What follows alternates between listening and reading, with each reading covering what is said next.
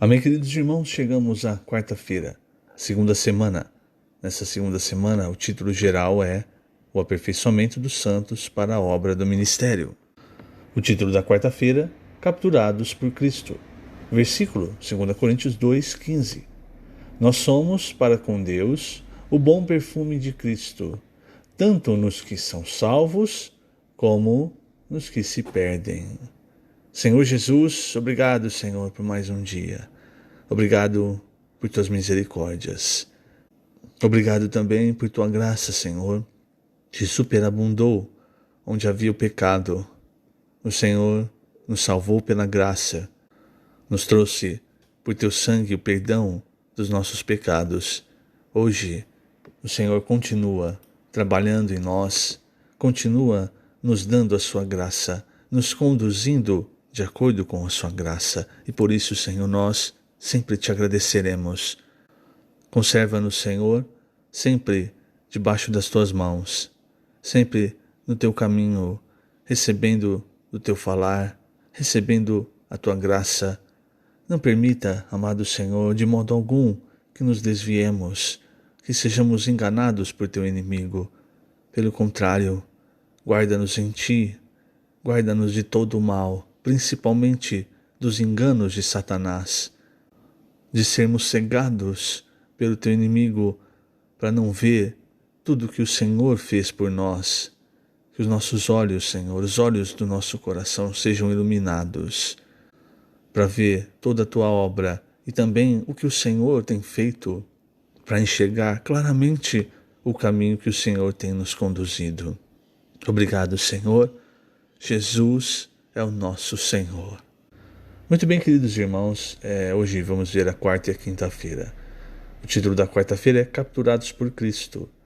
Em Efésios 4, os versículos 8 a 10, depois que Paulo falou sobre a graça, ele disse nesses versículos: por isso diz, quando ele subiu às alturas, levou cativo o cativeiro e concedeu dons aos homens. Ora, o que quer dizer subiu, senão que também havia descido até as regiões inferiores da terra? Aquele que desceu é também o mesmo que subiu acima de todos os céus para encher todas as coisas. Primeiramente, irmãos, para entender esses versículos, nós precisamos ver a quem Paulo se referia. Ele estava se referindo ao Senhor Jesus. Quando ele diz subiu às alturas, ele estava se referindo à ressurreição e à ascensão do Senhor. E quando ele diz que havia descido até as regiões inferiores da terra, ele estava falando do Hades, irmãos, onde os mortos estão contidos, estão presos. É importante salientar, irmãos, ninguém que entra no Hades sai dali, a não ser que seja através da ressurreição, ou seja, a não ser que Deus o tenha ressuscitado. A ressurreição do Senhor foi uma ressurreição especial, uma ressurreição extraordinária. O Senhor ressuscitou para nunca mais voltar para o Hades. Ele ressuscitou já com um corpo de glória. Diferente, por exemplo, daqueles que foram ressuscitados no Antigo Testamento e no Novo Testamento. Por exemplo, Lázaro, ele ressuscitou, mas ressuscitou com o seu corpo normal, não é? E aí ele voltou a morrer. Então, quando fala das regiões aqui, irmãos, está falando do Hades.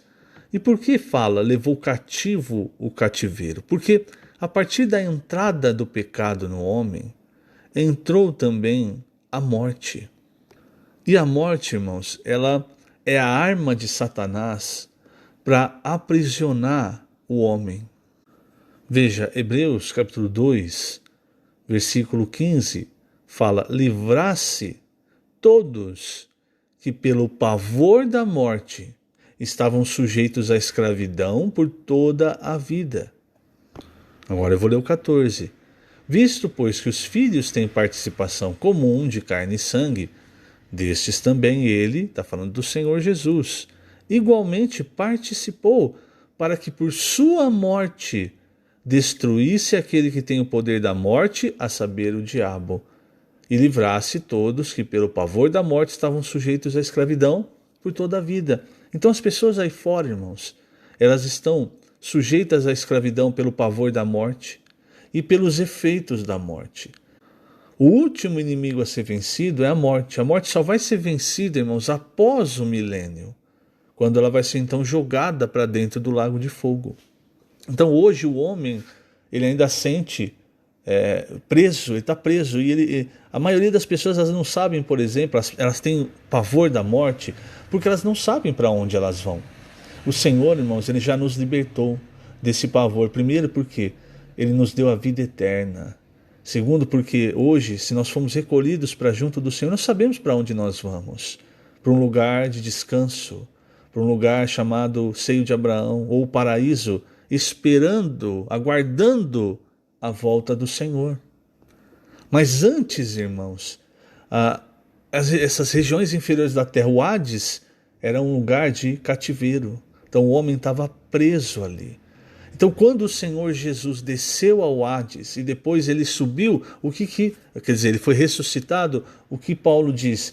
Ele levou cativo o cativeiro, que é a realidade desses versículos que nós lemos em Hebreus 2. Ele destruiu aquele que tem o poder da morte. Quer dizer, hoje, irmãos, nós não somos mais cativos, nós não estamos mais presos, nem pelo pavor da morte, nem pelos efeitos da morte, porque nós temos o Espírito de Deus em nós. É por isso que em Efésios 2, porque eu falei do pavor da morte e dos efeitos da morte, irmãos. A morte, ela tem efeito em todo o nosso ser.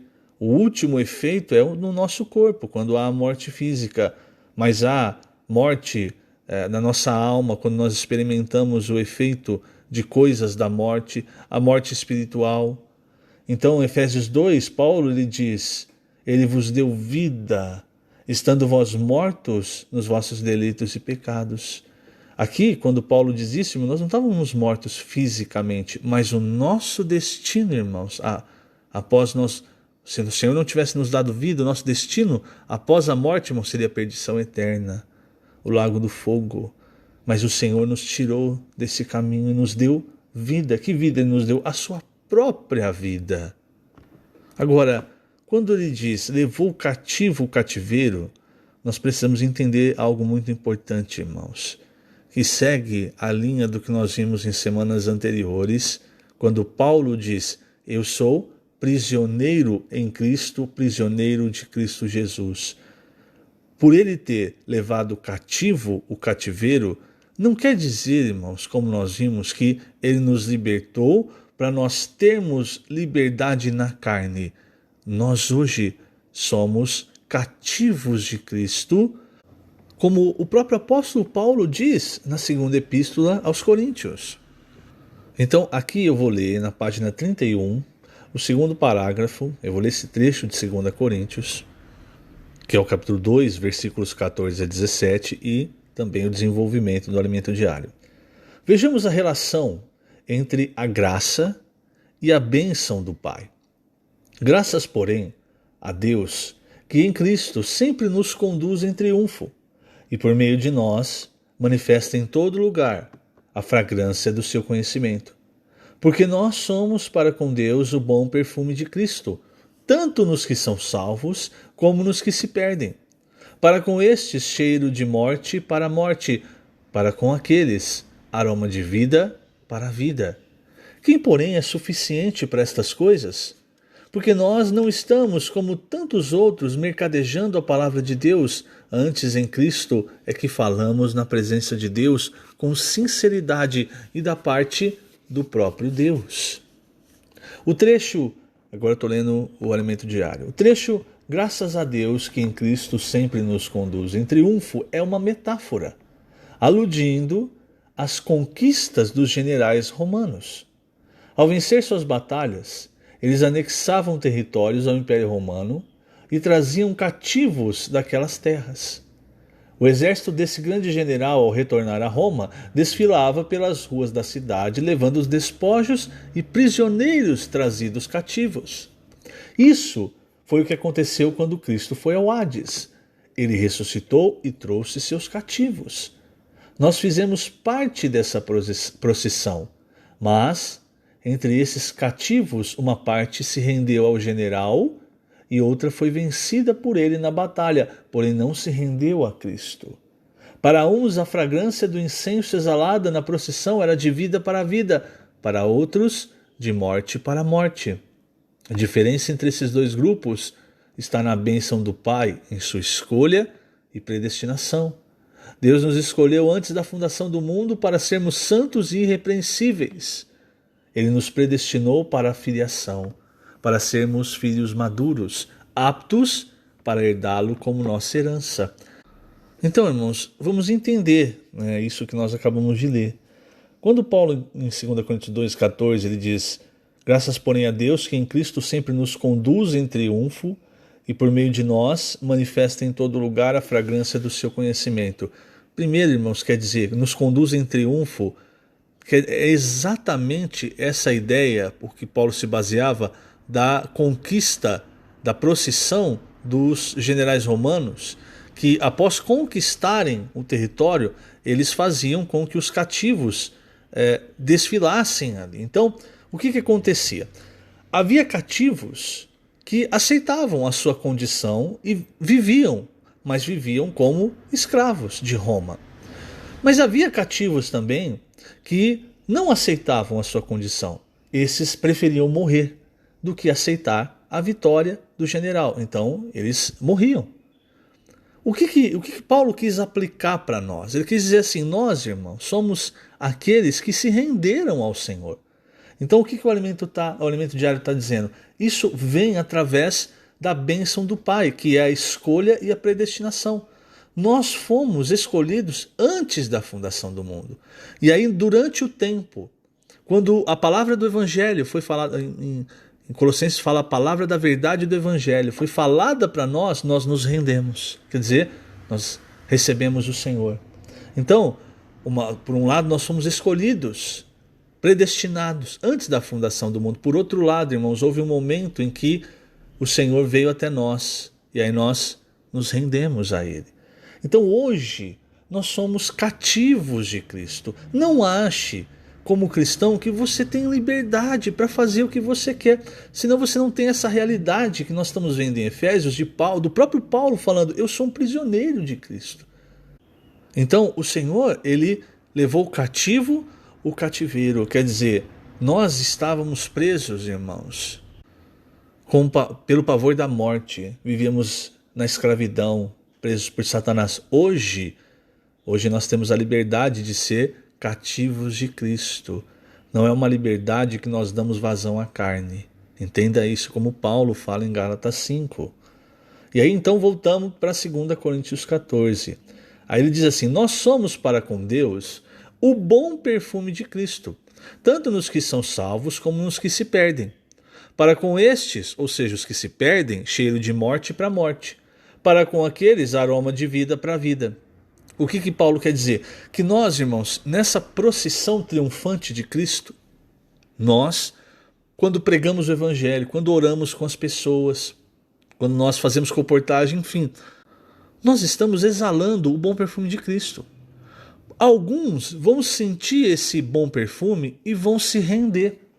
Para esses que se renderam, para esses que creram, esse bom perfume é cheiro de vida para vida. Por quê? Porque eles passaram, eles entram no que Paulo diz em Efésios 2:1. Eles receberam vida, eles estavam mortos nos delitos e pecados, mas eles receberam vida. Então agora eles fazem parte dessa procissão triunfante como cativos de Cristo.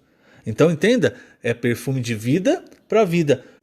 Mas para outros, infelizmente, nós vamos pregar o Evangelho, vamos orar, enfim, mas essas pessoas não vão se render, ou seja, elas não vão aceitar, elas não vão receber o Senhor.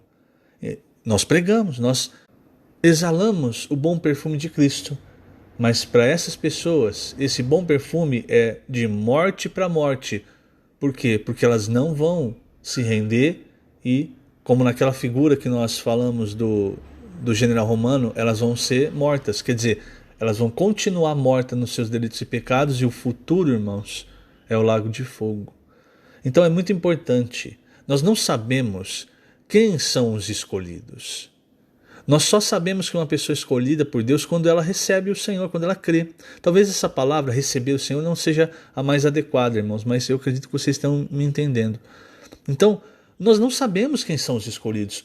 A nossa parte como cativos de Cristo é exalar o bom perfume de Cristo. E quanto mais, irmãos, nós nos aprofundamos, nós conhecemos o Senhor, mais esse perfume é exalado de nós. Ou seja, as pessoas vão olhar, vão ver a nossa vida e elas também, irmãos, vão querer se render a esse general maravilhoso, amoroso, cheio de graça.